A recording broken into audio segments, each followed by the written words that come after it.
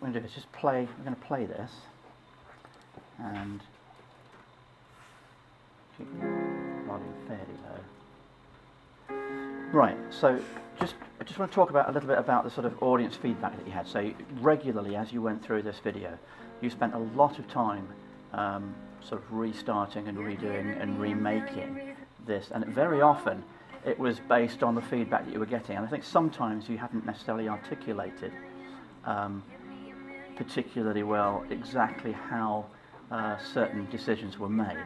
So what I'd like to do is just talk to you about the narrative of the music video. So you had this lovely, great idea that you came up with of videoing yourself doing the lip sync with, we used multiple cameras, and you then laid them one over the other, and effectively you have 3 master tracks, one on top of the other, and you were able to sort of slip between several of them. And you've got some really authentic looking shots in here, but one of the bits of feedback you had as you were going through was people going, oh, it's just a performance video. Yeah. And so you decided to put in a bit of narrative. Can you just talk a little bit about the narrative that you... Well, yeah, the song's all about trying to find a reason, and first off, In fact, that's almost where the narrative falls in. Yeah. What does this scene tell us?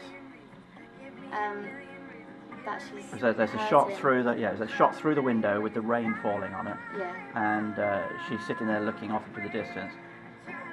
Is the rain a metaphor for something? Yeah, I believe it's pathetic fallacy. Excellent, pathetic fallacy. I like that. Yeah, where the weather demonstrates the mood of the piece. Okay. So clearly, it's demonstrating what? Sadness. And loss tears and crying. Yeah. Okay. Yeah. Lovely. So you had those. You put those elements in, and by putting those in, do you feel it strengthened the narrative? Yeah, I believe it does. What was the feedback you got from people who watched the video? They really liked it. They were really impacted by it in the way that I wanted them to be. They were from what they said, they were very connected. So those sadness signifiers were effective and added to the narrative. Yeah. Excellent. Okay. So another thing that you did have in here, there was a time when there were lots and lots of overlays, and almost confusingly so. Yeah. And I think one of the bits of feedback you had was too much. Yeah. People were saying, "Oh, there's too many." They liked some of the overlays, but there were almost too many. There were times when you had your face on there like 2 or 3 times sort of overlaid, and it was almost like you were trying to cover yourself up. Yeah. And not let the audience see you. So, can you just talk a little bit about the feedback that you had about that and what people were saying? Yeah. So basically, initially, I decided to do those layers of my face, primarily at the chorus, because I thought it would make that impact much greater, because it's like an overload of emotion. But from what people said, it didn't really work at all, which was a surprise. But yeah. I think for me, part of the feedback that I thought of at the time, and I think a couple of people were sort of halfway to articulating it, was that as a piece of star promotion, what we want is the male gaze to be able to linger. And by putting multiple views of yourself overlaying each other, what it does is it inhibits our ability to see you, or to see the star, and it inhibits the male gaze from looking at the star and being able to sort of worship the star as they are singing. And so I think it was really helpful, and I think although not everybody articulated it that way, clearly those people who gave you feedback understood that something wasn't right. And I think you had a fairly strong sense that it wasn't quite right. Yeah. And now what you've got is a much more coherent vision. But you then took it a step further. Yeah, I started overlaying images and clips of studio equipment, would you say? Because I wanted to give that feel of like the artist in her own natural habitat. Does that make Yeah, sense? it is. And you're trying to paint a picture of the artist. So they can see her in her safe space. Yeah. When she's like almost contradicting herself, that's contradiction to the song. Yeah, and I think that was partly based on feedback, but I think also partly based on experience of other people and what they were doing with their music videos, and looking at what they were including as part of their performance elements. Yeah. And I think that paid dividends for you, but by being able to work in a creative environment where you could go around and talk with other people. And what's interesting to me is when we've talked to students on various occasions about audience feedback, and very often they think, oh well, I didn't do a questionnaire for that, or I didn't do a questionnaire for this, but actually you're getting audience feedback in almost every lesson. Those moments when each of you at different times have got up and gone over and looked over someone else's shoulder and made a comment, or when other people have come and made a comment over your shoulder, that's all audience feedback. And I think often you just don't quite articulate that. Okay. There's, again, I've got one more question, and that is, it comes back to, I think there was a certain inherent shyness in, you found it very difficult to be in front of the camera. Yeah, definitely. But having said that, your performance is absolutely convincing, and I think that speaks volumes for you making that effort. But the other piece of feedback that I know happened was people were talking about softening the image a little bit. And one of the things that you did in post-production was you softened the image by doing something quite clever with two images. And I seem to remember that you got the idea from your experience of Photoshop. Yes. Can you just elaborate on that a little bit? Yeah, with my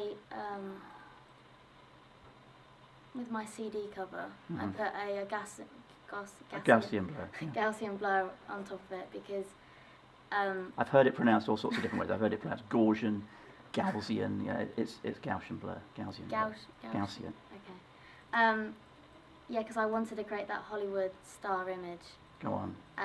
With the how it's like a sharp sort of contrast on the face because it's primarily like a headshot. So what did you actually do in Final Cut? What technology did you use in Final Cut?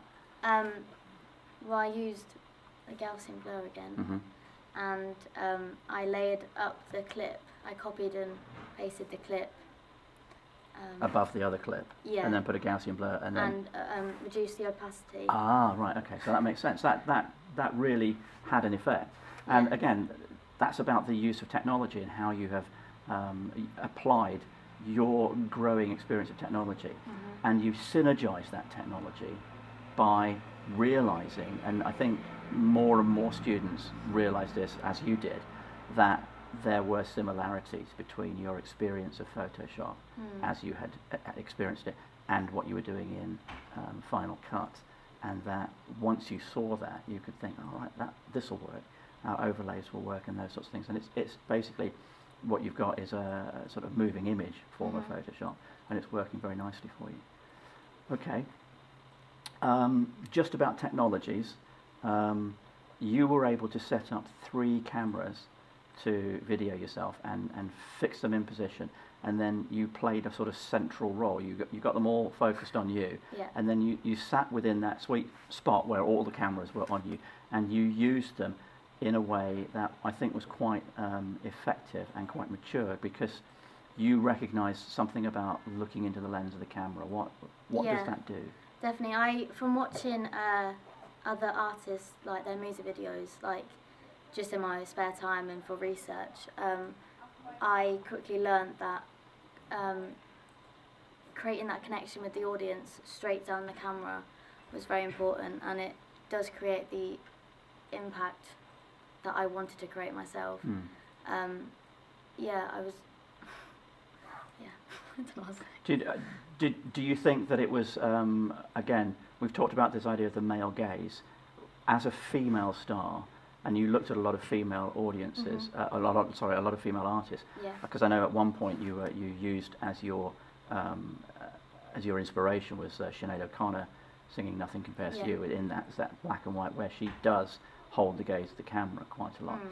Now, did you understand as she did the effect that you were having by holding that gaze? I believe so, and I hope Who were I you? came across. So who were you aiming for?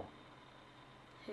Yeah, in terms of within your target audience, who were you aiming for when you were using those glances to the camera? Well, I was aiming for primarily, obviously, like the males, because it creates that sense of connection with them, that hopefully they can, sort of like a male gaze, but without any, like a flirt almost. There you go. That's With right. the Yeah, eyes. I think that's the thing.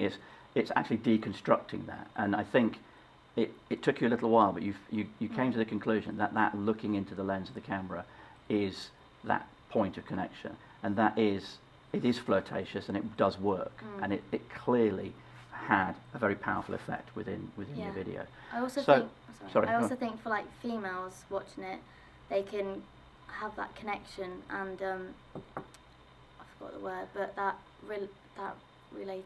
That relationship, yeah, Yeah. And not feel threatened by it either. Yeah. A woman looking out at the lens through the lens of the camera is not the same as a man looking out. There's an implied challenge when a man does Yeah. it, and there isn't when a And woman hopefully does they it. can see the pain through Exactly, the song. and so they that- empathise with you Yeah. in that. Excellent. I think they've given some really good answers. Let's get this put in so you can edit it. Okay. Okay. All right. You. Thank you very much. Thank you.